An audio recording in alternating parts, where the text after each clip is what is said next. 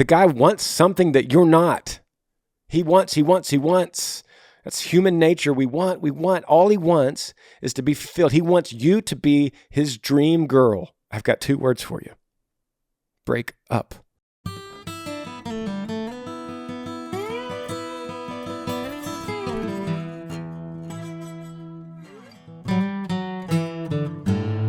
What's up, guys? Welcome back to the podcast. Thanks for joining and listening wherever you're coming from, YouTube, Spotify, iTunes. If you found me through TikTok, thank you for being here. I answer your questions, and we've done this many, many weeks in a row. You email Granger Smith Podcast at gmail.com. Ask me anything about any subject. We'll walk through it. I don't have notes. I don't have anything in front of me besides just my friendship with you. That's what it's going to feel like we're sitting in the cab of a truck and we're having a conversation in long form. And let's get right to it. First question, subject line says, still living with an ex. Hey, Granger, I'd like to remain anonymous. I'm recently new to your podcast. I just found it. All I want is tough love. Currently living with someone who I guess is kind of an ex or something like that. I've never dated him and I've never had the title girlfriend ever. We have lived together for 5 years now. We do everything together that a couple would, literally everything, from talking about marriage to breakfast weekly. Recently, about a week ago, I found out he's seeing someone else. He tells me they aren't anything. I have no idea what to think about this because I'm not his girlfriend and I don't have the right to know, but I feel like I have some right because of certain things. He tells me they aren't dating, but he's hiding things. This girl is writing him love notes and everything. All I want from him, I guess, is honesty, but I don't know how to get that. I'm just really having a really hard time dealing. How do I start healing? How do I not care? This is starting to interfere with my day-to-day things. It's literally hurting my heart and killing me. It'd be great if you can give me your input. Thank you, Anonymous. Thanks for the question. Thanks for listening. And you say here you're from Ohio, so shout out to Ohio. Yeah, tough love. That's what you're going to get. That's what you're going to get. I'm going to walk through this a couple different ways. First of all, I'm going to say this. You say, I have no right because we aren't dating. Where did you say that? Yeah, I have no right to know anything because I'm not his girlfriend. Yes, you absolutely do. You have all kinds of rights. This is, first of all, a very close friend. You've talked about marriage with, you've been living with for 5 years. That is essentially dating. Of course you have a right to know. This guy is taking advantage of you. So here's their tough love. This guy is using you. He's getting benefits. Obviously, you didn't say it, but that's what you're implying. He is getting benefits from you as a roommate. You have breakfast. You talk about possible marriage. That is dating. You just haven't defined it in that way, but in every other sense of the word, this is your boyfriend, and he is using you by not saying that you're his girlfriend. Yeah, great for him, right? Lucky guy. He gets to just play the whole world, and he gets everything he needs. He's playing house with you. He gets a breakfast with you. He gets to talk about a future, and he gets to have another girlfriend. How does this other girlfriend put up with you? That's my first question, right? Like, how does she date him knowing he's living with you and y'all have talked about marriage and you have sexual benefits going on? You know that's true. That's what you're implying. So here's my advice to you. 2 words. Move out. Pack your stuff and move out as soon as you hear this podcast. As soon as you hear this podcast, you start packing your stuff. And he goes, wait, what are you doing? And go, hey, I'm so sorry. I don't think it's right to live with you in this way and to play house and you're dating somebody. No, I'm not dating anybody. Whatever. She's writing you love letters. I don't think it's right. That's all you got to tell him. Hey, it has nothing to do with our friendship. I still want to be friends with you, but I cannot live in this house with you. Where are you going? You're going to go crash at a friend's house on the couch. Find another friend, a girl this time, and go crash on her couch until you get your feet underneath you and you do something. But right now, I'm talking right now, get out of this house. It's not right. He's using you. Oh, but he's a sweet guy and he doesn't. No. Sweet guys could use girls. That's what he's doing. He's just doing it in a nice way. And he's so sweet about it. And he's lying to you out of the same mouth. Move out. There is no other piece of advice you can listen to right now. Move out. I would tell you the same thing if you were dating him. If you're dating him for 5 years, I'd say, what are you doing? You're dating for 5 years, living together. He's getting all the benefits of a wife with no ring. He gets to go and talk to other girls. No, leave, okay? Love you. Leave. Next question. Subject line says, single mom dating, not sure if it's right. Hey, Granger, my name is Lydia, and I'm 23 years old. I'm a single mom and dating. I've been dating my boyfriend for almost 2 years. It just seems like he's completely uninterested in being a father. Whenever I ask him about his feelings towards my 3-year-old daughter, he always says, I'll be there for her. I know that I want a man who is emotionally involved in my daughter's life since her biological father isn't there in any shape or form at all. My boyfriend and I have been having discussions over trying to work on things, but nothing ever seems to change, and I become upset when it doesn't. I'm scared to leave, even though I feel like it's the right thing to do. Love you and your family. P.S. You were my first concert ever at Southampton County Fair, Virginia, 2017. Thank you, Lydia. Lydia, thank you for listening. Thank you for being a fan. Thank you for going to the concert in Southampton. Here's my advice to you. Move out. Move out. You didn't say you're living with him. I'm just guessing that you are. I'm pretty sure you are. Move out. First of all, look at it this way. You're a single mom. You're looking for a father figure for your daughter. You're looking for a husband. Why are you still dating after 2 years? Like, what's taking so long? The guy doesn't want to be around. He would tell you that by now. He would have told you. He would have grabbed you and said, I want to be here for you and your daughter. I love you. And if you love a single mom, you also love the child. It's a package deal. I love you and your daughter. It's a package deal. It doesn't go any other way with single moms. You don't get to love the single mom, but not the child. Because then you don't really love the mom because the child is a part of her. She came from her. Biologically, she's a part of her. You got to love both. He doesn't, or he would have told you. And why have you dated this long? Move out. Move out. You could do this. You could do this as a single mom. You could be a single mom and raise a baby with no father. You can do it. Of course, it's not ideal. Of course, you want to find somebody, but not just to fill the gap and check a box. You want to find somebody that loves you and loves your daughter and pours into you and supports you and is there for you for the rest of his life. That's what you want. Anything less, it's better to be single. Anything less than what I said, it's just better for you to be single than have that alternative. No checked boxes, no fill in the space.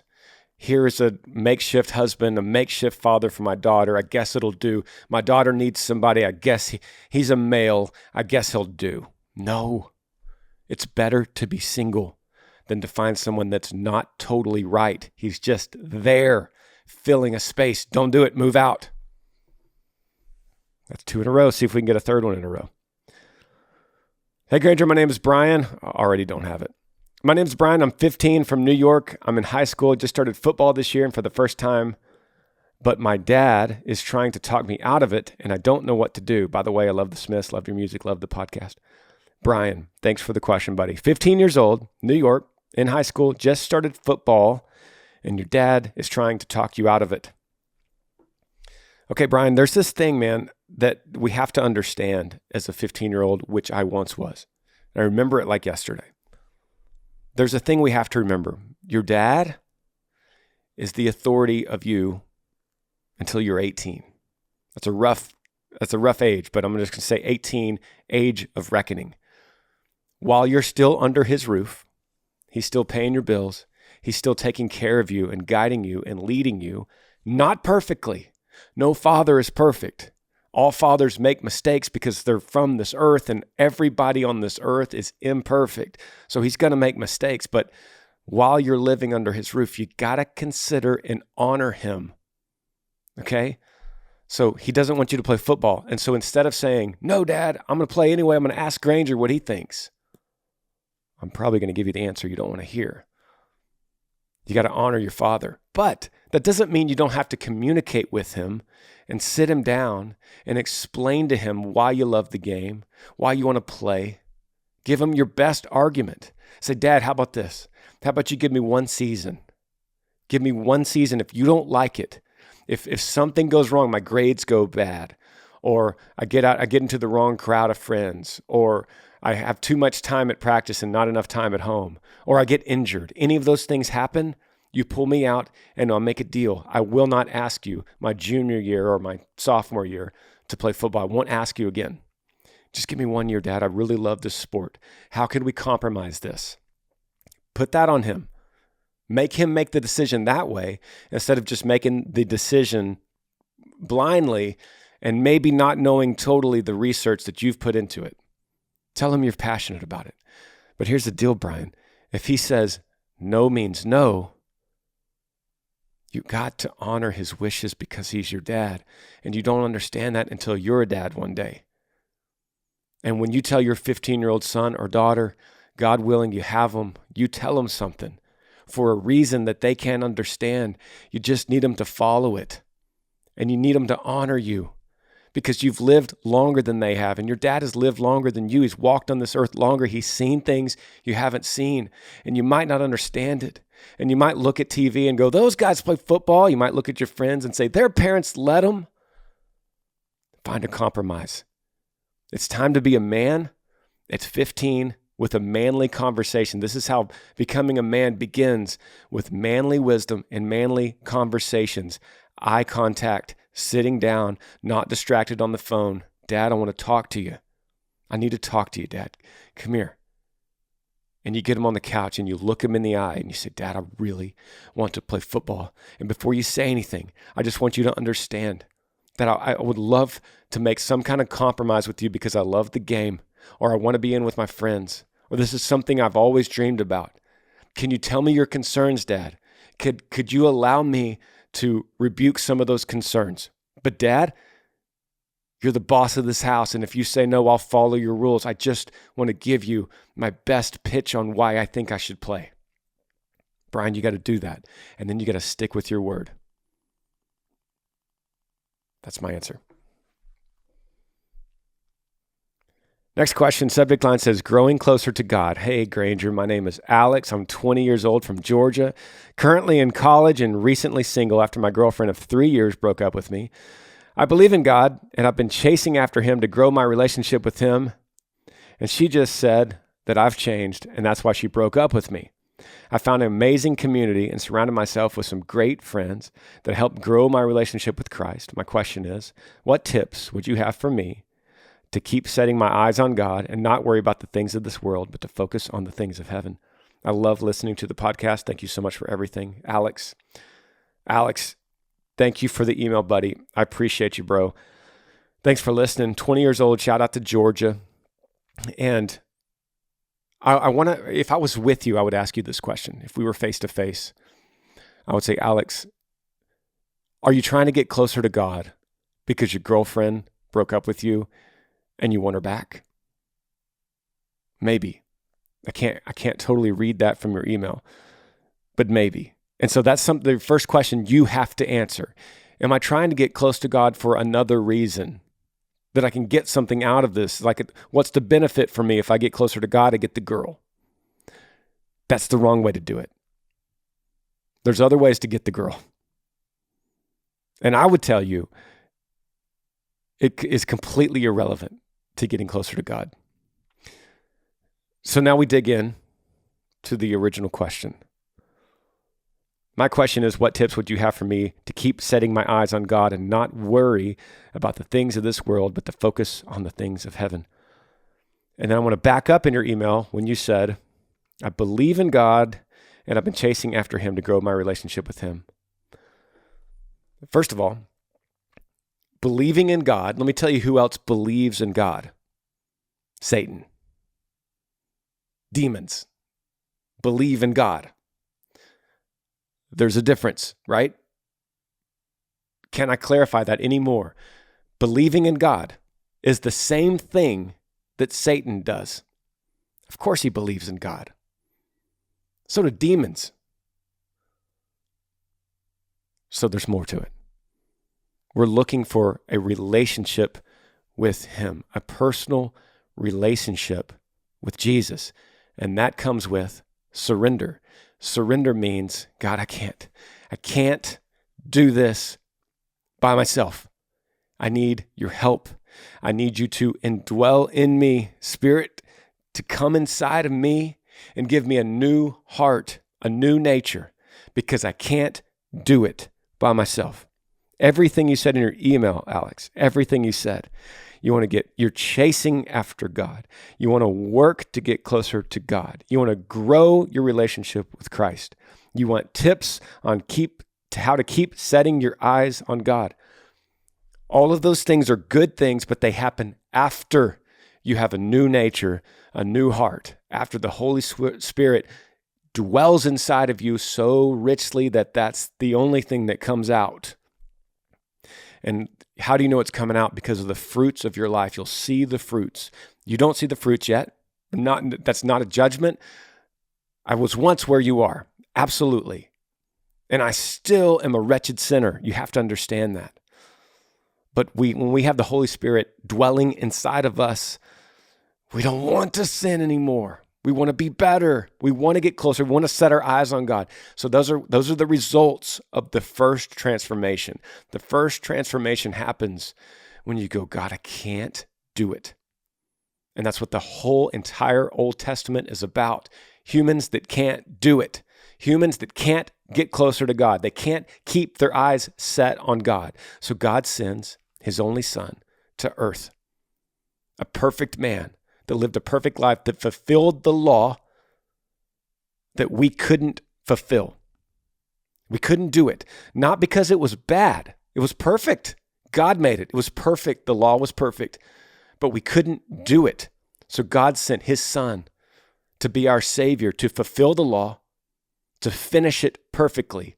And those of us that believe in him and his finished work, he would then become a substitute for us and our faulty ways and every way that we miss fulfilling the law. He would become a substitute for us so that when God looks at us, he sees Christ in us. Meaning he looks at us and sees perfection. We're perfect. Because he's living in us, we find our worth through him, not through ourselves. You can't do it. Alex, you can't do it. So that's the first step. The first step is, God, I am my biggest problem. The solution is not in me, like the world wants you to tell you that the solution's inside of you. Manifest it out. You could change the world from inside, and the problem is outside, and you manifest, and you have the power of change, and then you manifest it out, and you fix the world. But the actual problem is in you. The Bible says the opposite of what the world says. The Bible says the problem is in us, and the solution is outside. So we go, God, the problem's in me. So change me. Give me a new heart, a new nature to be more like you. Come into me and live in me. Teach me, show me, love me, discipline me, change me. I need to be new again. That's what you have to say. That's the way, that's the path. It's the only way. Jesus says, I am the way, the truth, and the life. No one comes to the Father but through me. Okay? So you need him in you. Put up your hands and surrender. We'll take a break. Be right back.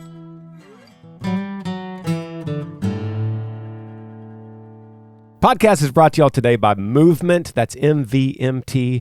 In a tiny apartment in Southern California, two college dropouts teamed up to create a watch company that broke all the rules. With fair prices, unexpected colors, and clean original designs, Movement, MVMT, grew into one of the fastest growing watch brands, shipping to over 160 countries across the globe. Now, Movement has expanded into blue light glasses that protect your eyes from the screens, minimalist jewelry, and more essential styles that don't break the bank, all designed right out of their California headquarters. I like to wear the field watches. They're kind of minimalist and they look like the old Vietnam watches. They're really awesome. And I've been wearing a lot of the blue light glasses when I'm working on the podcast or after midnight, looking at a lot of screens, doing music editing, and they're helping me out a lot. Movement watches have the look and quality of a $400 to $500 watch that you're paying for at the department store, but at a fraction of the cost because they're built by one company in one place. You get a beautiful watch shipped right to your door for free. Hey, if you don't love it, you could ship it right back for free. If you want to elevate your look with styles that doesn't break the bank, then join the movement and get 15% off today with free shipping and free returns by going to mvmt.com/Granger. Again, that's mvmt.com/Granger. All right, let's get back to the question. The subject line on this next one says, when is the right time? Hey, Granger, my name is William. I'm 27 from Sulphur Springs, Texas. I'm in a relationship with a girl that I've known for almost 8 years now. We've dated a couple times in the past, but the timing was never really right. We've been together for 3 months this time. We've both made comments about not wanting to be with anybody else and wanting to be married. I know if I ask her to marry me, she'll say yes. Should I wait until we are further into the relationship or go ahead and do it? Thanks. Love your music. Love your podcast. Question comes from William in Sulphur Springs. Shout out to my home state of Texas. 27, dating this girl, known for 8 years. You know her pretty well. Been together now for 3 months. That's not a long time. That's not a problem. It's just not a long time, okay? So my question to you is very simple. Do you love Jesus? William, do you love Jesus? If your answer is yes, is he more valuable than anything else to you in your life? If the answer is yes, then absolutely marry this girl. Does she feel the same? Marry her. Ask her. If you don't, if the answer is, I don't know, I don't think so, maybe not really sure, if it's any of those, you better wait. Because if you follow the biblical command of marriage, then you will not end up in divorce. Just saying, have you ever thought about that? Like if we follow the biblical example of marriage and love, if we follow that to a T of what love is, it's selfless. If we follow what marriage is, the covenant, the holy covenant of marriage, if we follow that example, there is no divorce. It's impossible. Divorce always happens when something gets broken in that. Somebody didn't follow something in that. You missed the mark somewhere, ending in divorce. So if you're on your own, you don't love Jesus, you're not sure, that's kind of weird, don't tell me that, Granger, then buddy, you're on your own. Your guess is as good as mine. I would say it's a crapshoot. I can't tell you, I don't know you, I don't know the girl. It sounds good on paper. Anybody can fool anybody for a year. She's putting on her best show. She's selling herself to you. You are selling yourself to her. So at this point, you're no better than a used car salesman. That's me. That's anyone in a relationship at the beginning. You're no better than a used car salesman showing the best car, showing all the perfect angles in the pictures. You're not showing that this car was in a wreck before. You're saying how good the gas mileage is. You're giving the best example. But as soon as you drive off the lot, now this car's been in a couple wrecks. It gets really bad gas mileage. The alignment's all funky. It's got some weird dents in the back. Not sure if it hit a deer or something. It's got a smoke smell in it, like someone was a smoker that had it before. The truth comes out. So just keep in mind, you're selling a car right now, and she's selling you her car. That's the best way to put it. So as soon as you could figure that out, what's the real car like? Now you've known it for 8 years. You might have an idea, but 3 months is still you're on the used car lot here in 3 months. Now, it's different. If you love Jesus, all your heart, he's number one in your life. He's number one in her life. 3 months, that's nothing. People used to get set up on arranged marriages all the time and it worked fine. Just saying. That's very simple advice, but there it is.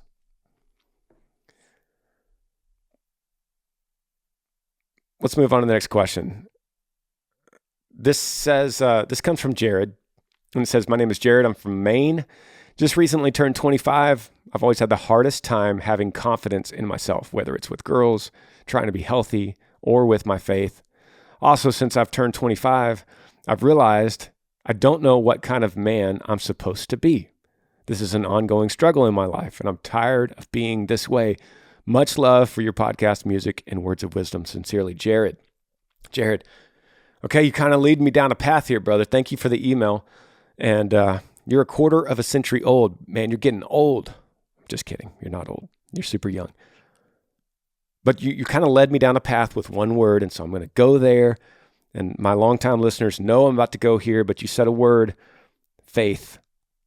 You said I'm struggling with girls, staying healthy, and faith.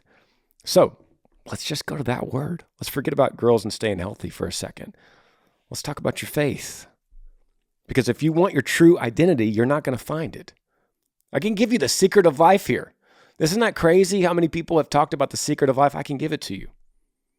The secret of life is you find your identity through Christ, and you will not find it on this earth. He is our Savior, and one day every knee will bow and every tongue will confess that He is Lord. Whether you believe it now or not, every single knee will bow and every tongue on earth will confess that He is Lord. He's our Creator. He made you. Who better to tell you who you are and how to be a man than your Maker? How better would you know if your car was sounding funny or acting funny and you didn't totally know what was wrong with your car? Who better to talk to than the automaker that made your car? Because they built it with their hands. They know every single nut and bolt and screw and piece of metal that went into making that car. That's God. He knows you better than you do because He created you. So if you want to know who you are, if you want to know how to be a man, if you want to know what your purpose is, if you want to know who your future wife is, if you want to know how to stay healthy, you go to your Maker. And you get on your knees and you go, God, you made me. I'm tired of trying to figure this out on my own. I'm tired of going to philosophy and counseling and all these people that try to tell me on social media what it is to be a man or what it is to have a purpose or what happiness is in life. I'm tired of that because everyone's giving a conflicted message and people have written about it for thousands of years, but no one has a consensus and no one has figured it out except the Bible. The Bible will give you a perfect example. It's our instruction manual. Now, I'm not saying you have to go right to it and open it up to Genesis 1. You might not understand it. You probably won't. But you could open up John 1. Start at John 1. In the beginning was the Word, and the Word was with God, and the Word was God. He was in the beginning with God. Start there and slowly go forward. And you're going to read the story of your life and your purpose clearly written. And when you start aligning yourself with that purpose, everything starts to make sense. You go, that's why I'm here. And you start acting upon it. You start walking in that purpose and you go, finally I feel peace. Finally, I have hope for my future. Finally, I know who I am. I finally know my identity. And I searched for so long and couldn't find it. And now I know. And I don't have to email a podcast and ask. I don't have to go to counseling or therapy or go to podcasts and go to all these self-help speakers and look at their social media and see these conflicting messages that doesn't totally make sense. Like,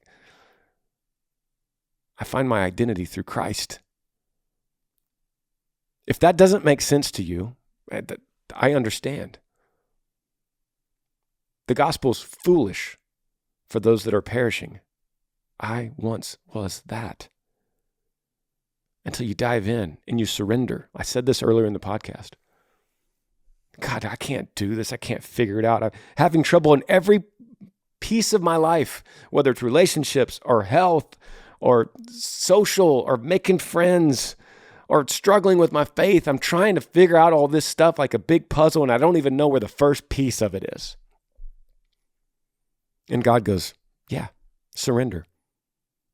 I will show you. There is no better advice for this question than what I just gave you. And it doesn't come from me. It doesn't come from my own brain or my own heart. I didn't make it up.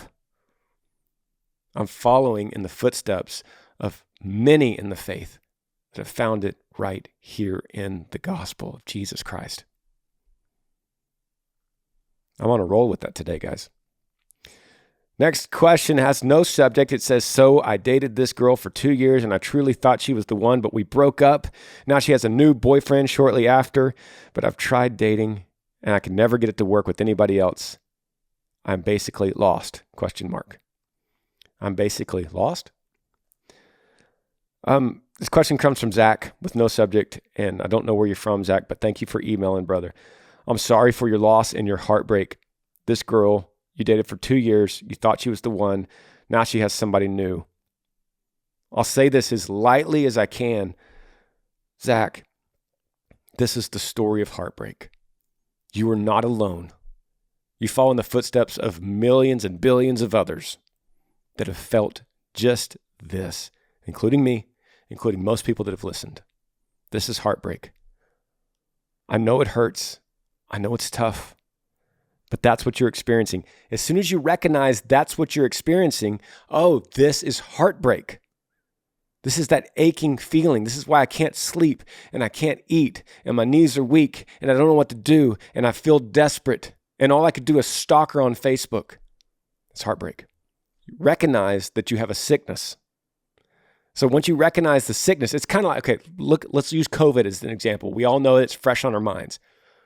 Imagine if you started losing your taste and you had a fever and you lost your sense of smell and you were achy and tired and you had a sore throat and a cough.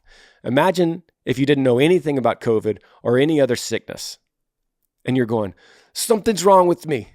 My throat hurts and I've lost, it's so weird. I lost my sense of taste and smell and I feel tired all the time. I don't know. What should I do? And then someone goes, oh, you have COVID. It's going to go away in about a week. And you go, oh, what do I have to do that? And it's like, no, just be still. Just wait it out. Get some rest. Wait it out. And then I'm good? Yeah, then you're totally good. Oh. So realizing the moment you realize you have COVID, there's a whole bunch of anxiety that just goes away when you know you have COVID. Oh, that's what this is. Or strep throat or a broken arm. Put anything in that box. Heartbreak. You have heartbreak, Zach. Oh, I've got heartbreak. That's why I feel crazy right now. I feel like a stalker because I can't sleep at night and I get up and I open up Facebook and I look at her and I realize she has a boyfriend and I can't stop looking at their pictures and I'm trying to figure out if they're more happy than she was happy with me. You got heartbreak. Oh, that's a sickness. What do I do? Wait. Unlike COVID, it's not going to take you just a few days to get over. It's going to take you months. Some people that email this podcast, it takes them 8, 9, 10, 11 months. Some people, a few weeks. Everybody's different. Usually, the length of heartbreak that you're going to have relates to how much you loved. So if you loved a lot, she was the one you're going to spend the rest of your life with. All you thought about was her. You're crazy about her, over the moon. Well, that's going to be a longer process of heartbreak. She was pretty new. You kind of dug her. This was good. You're good friends with her. She cut it off. Wasn't that big a deal. Now we're talking a few weeks. So, hey, If you're truly hurting really bad, that means you loved her a lot. That means you have a high capacity of love. That's pretty cool. It means you're a passionate person. It means you're going to give that to someone else, and you will find someone else. Thousands of people listen to this podcast and have gone through this and then found somebody else. Now you learn a little bit. Every time you go through a relationship and it doesn't work, which relationships fail 100% of the time until you find the one you marry. And then some people still fail that. I understand that, but you get my point. So that means that you learn a little bit from every failed relationship, and you take a little bit of that pain with you to the next one in a good way because you learn from it. It's like, oh, I messed up here and I did this and I shouldn't have said this and I should have said this. I should have done this more. And so you take a little bit of that into the next relationship, and then the new girl benefits from it because she's like, wow, this guy's great. He's considerate. He remembers things. He tells me how he feels. And you're thinking, yeah, I learned all that because I failed so many times with other girls. So the new one benefits from it. That doesn't make this heartbreak easier, buddy. I'm so sorry you're going through it. But the recipe, wait. You'll get better. Next question says, podcast advice, please. Hey, Granger, I'd like to remain anonymous if you could. I'm looking for some advice. I'm a young 27-year-old professional horse trainer. I love my job. It's all I've ever dreamed of being since I was a little girl. And I'm sure you know, being in the horse industry is my lifestyle, and it's not just a 9 to 5. My first problem is I've been dating my boyfriend for almost 5 years now, and he doesn't understand this lifestyle at all. It constantly makes me feel like chasing my dreams is a bad thing, and he should be the most important thing in my life. And he has more than once asked me to try to find a different job and career that's not so demanding. I'm just not willing to do that. My second problem is I think he's ready for marriage and I'm not. He wants a wife to stay at home and be a mom. And that's just not me. He's kind of right. My lifestyle is demanding, and it is a lot for someone to take in that's not a part of this industry. So I understand where he's coming from, but that doesn't make me a bad partner for not being willing to give up my dreams and career to make him happy. Or am I just not in the right relationship? Thanks so much. Love your music and your podcast. Okay. Yeah. Anonymous. I've got 2 words for you. Break up. This is the episode of the 2 words. Except this one isn't move out unless you're living with them. I hope you're not living with them. That makes it more difficult and more complicated. If that's the case, move out. But if that's not the case, break up. Those are the 2 words for you. Anonymous, break up. Period. Don't fight for this. The guy wants something that you're not. He wants. That's human nature. We want. All he wants is to be fulfilled. He wants you to be his dream girl. And you might look like her and you might talk like her sometimes, but you're not.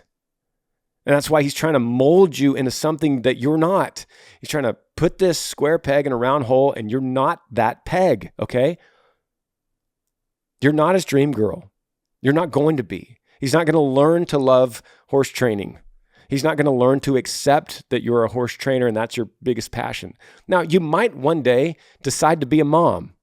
And you might one day, once you're a mom and you see how beautiful those babies are, you might want to stay home with them. But that's irrelevant because you don't want that right now. And he wants you to be that right now. And he wants to get married right now. And you don't want any of that. Break up. This is not going to get any better. You're not going to convince him. And you can't just be comfortable because you're in a relationship and it's like, well, I love horse training and I don't want any of the things that he wants from me. Maybe we both like Italian food and we like the same kind of movies, but I don't really want to break up because then I'm single and then dating's a mess and I don't really want to get into the dating world and that's rough. And so I'd rather just be in a relationship that's not that good than to go back to that icky dating world. I don't want that. Don't think like that. It's better to be single and confident than to be in some relationship that you're trying to be someone that you're not. He's trying to make you into something you're not. You're not going to be that girl. Not for him. He's going to find her. He probably will. He'll find the exact girl for him, the girl that loves him more than any career and stays at home and raises his babies. And that's not a bad thing that he wants that, you see. That's just not you. You're going to need a guy that goes, hey, I got a career. I'm pretty busy. You're pretty busy. I'll meet you in the middle. And this is going to be fun. I'm an independent guy. You're an independent girl. I'm not needy. I don't need you to worship me in any way. So go do the horse thing. I'll go do my job thing. I'll meet you here tonight. We'll catch a movie together. You'll find that. That's just different personalities out there. You'll find that kind of guy, but this one isn't him.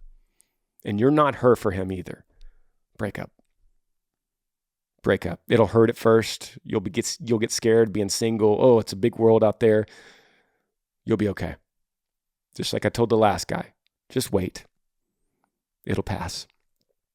You'll be happy. You'll find somebody. That's all today.